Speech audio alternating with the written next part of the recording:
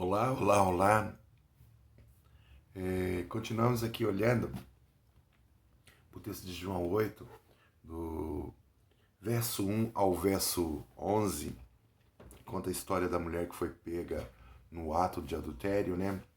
E eu tenho falado para você que nós temos que pensar um pouco a respeito do pecado, não o pecado dos outros, nós entendermos o que seja realmente o pecado na natureza humana, e aí para que a gente faça uma autoanálise do pecado que há em nós, para que a gente possa entender o ato maravilhoso de Deus na salvação que ele oferta em Cristo Jesus, para nós entendermos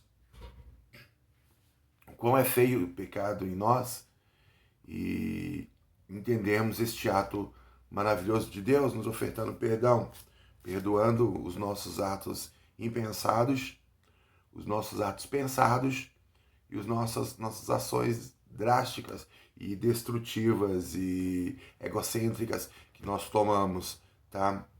Vez pós outra.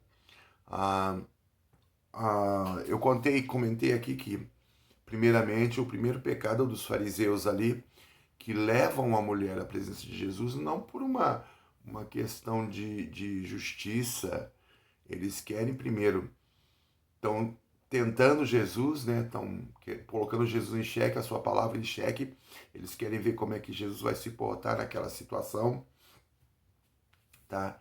Eu disse aqui que de forma maravilhosa Jesus prova a sua divindade quando ele responde nessa questão aquilo que nem ninguém tinha imaginado.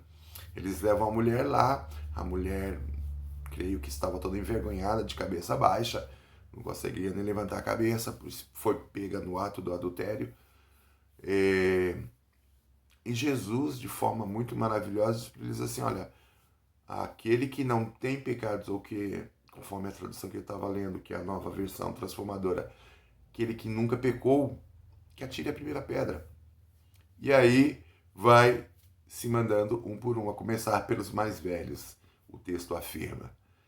Logo, para que a gente entenda isso, você nunca quis que alguém morresse só um pouquinho? Assim, você nunca teve aquela birra da sua mãe porque ela te proibiu de fazer alguma coisa que você gostasse, você não ficou muito irado, não teve raiva de algum professor, de algum coleguinha, você nunca fez uma maldade para os seus colegas no trabalho, nunca tentou dar uma escapadinha do serviço, né? Para poder descansar um pouco, para poder alguma coisa, nunca fugiu para nada, nunca fez nada de errado.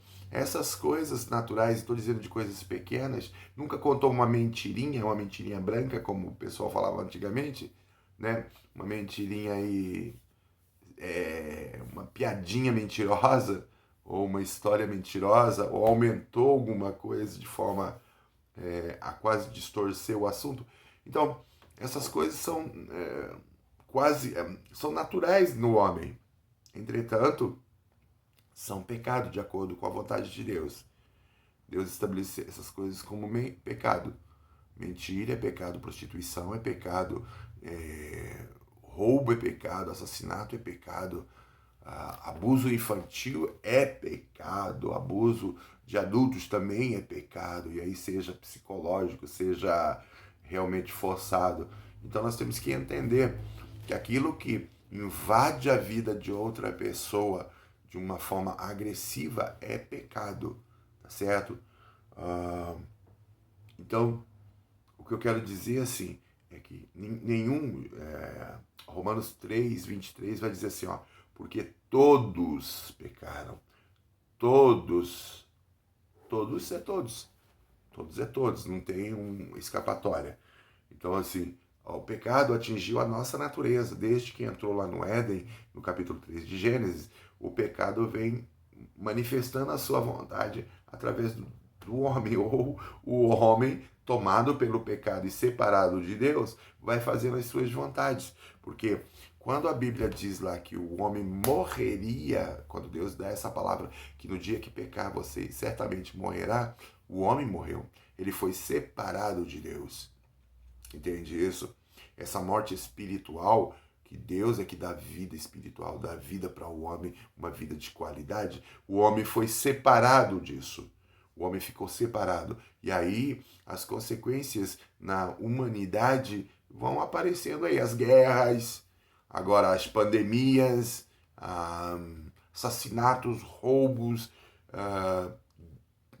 terrorismo.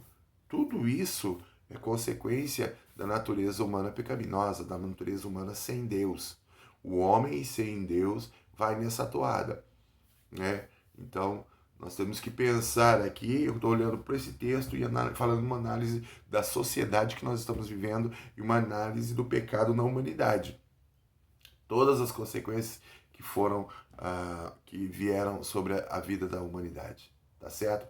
Vamos pensar mais um pouquinho outro dia, mas pense nisso, pense muito nisso. Deus te abençoe.